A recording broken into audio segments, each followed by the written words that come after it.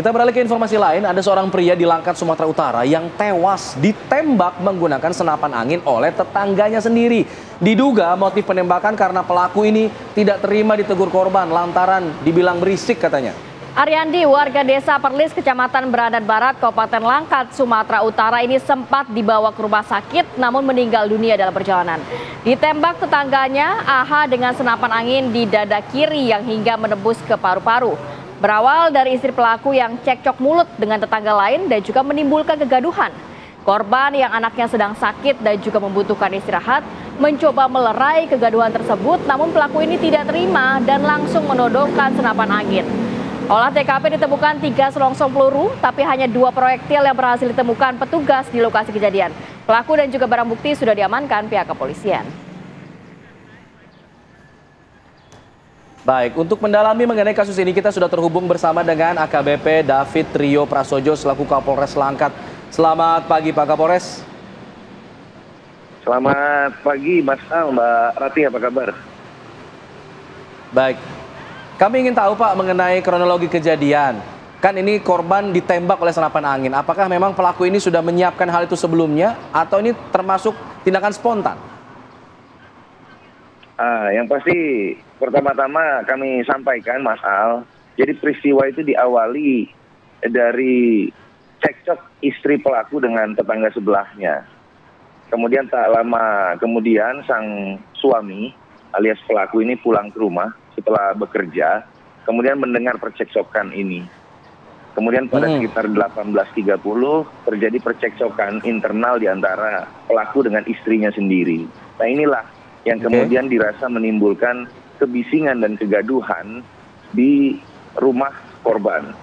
Karena waktu itu anak dari si korban ini yang berumur 4 tahun yang mengalami sakit, sedang sakit juga memang kondisinya, ini mengalami autis dan membutuhkan istirahat.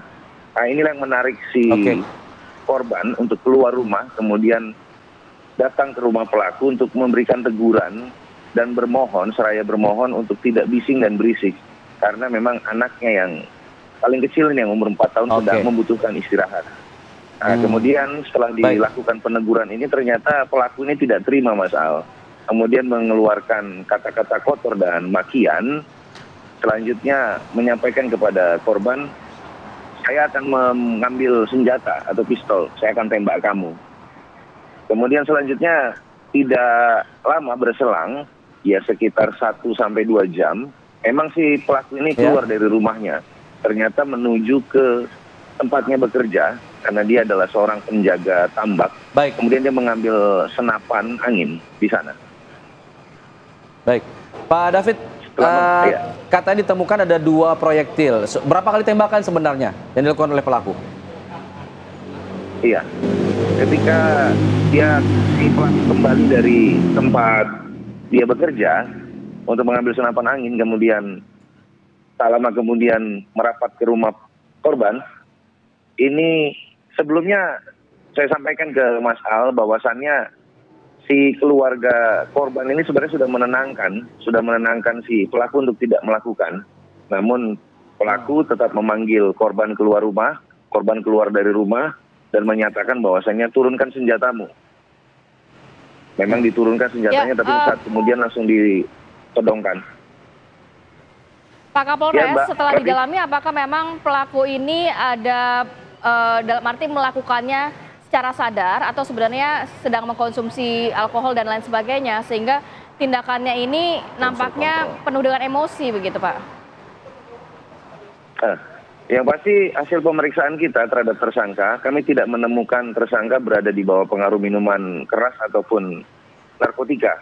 Yang bersangkutan dalam keadaan sadar dan juga kita yakinkan bahwasannya dia memang sempat ada waktu sampai 2 jam mengambil senjata itu dulu, kemudian kembali ke rumah korban untuk melaksanakan aksinya, melakukan 2 kali tembakan.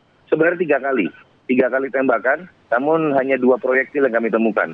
Yang pertama bersarang di dada kiri korban, yang satunya lagi berada di sekitar TKP.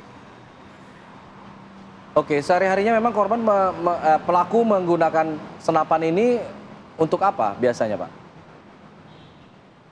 Senapan ini sebenarnya milik dari kawannya. kawannya tempat dia bekerja atas nama SY alias Om. Ini akhirnya diambil oleh tersangka. Sehari-hari itu kami masih melakukan pendalaman senapan ini sebenarnya digunakan untuk apa. Rencananya hari ini kami akan memanggil dan memeriksa saudara SY alias Om untuk kami perdalam tentang sejarah dari senjata ini sampai dengan bisa berada di tempat kerja tersebut dan sampai dengan berada di tangan dari tersangka AH itu. Ya. Pak Kapolres, kalau mungkin berbicara mengenai hubungan antara pelaku dan juga korban, apakah sebenarnya sebelumnya pernah ada konflik-konflik sebelum kasus ini terjadi? Berdasarkan pendalaman yang kami dapatkan di keluarga korban, setelah kami periksa, kami dalami mintai keterangan dan juga istri pelaku, untuk keributan yang sifatnya eskalasinya besar tidak pernah ada. Ya hubungan mereka bertetangga, ya kalaupun ada selisih kecil itu hal yang wajar, masih dalam tataran wajar. Demikian, Mbak. Baik, terima kasih Pak Kapolres atas informasinya kepada kami di Apa Kabar Indonesia Pagi. Semoga memang ini tidak terulang lagi dimanapun begitu ya. Terima kasih Pak Kapolres, selamat pagi. Amin, amin. Terima kasih Mas Al, terima kasih. Ya,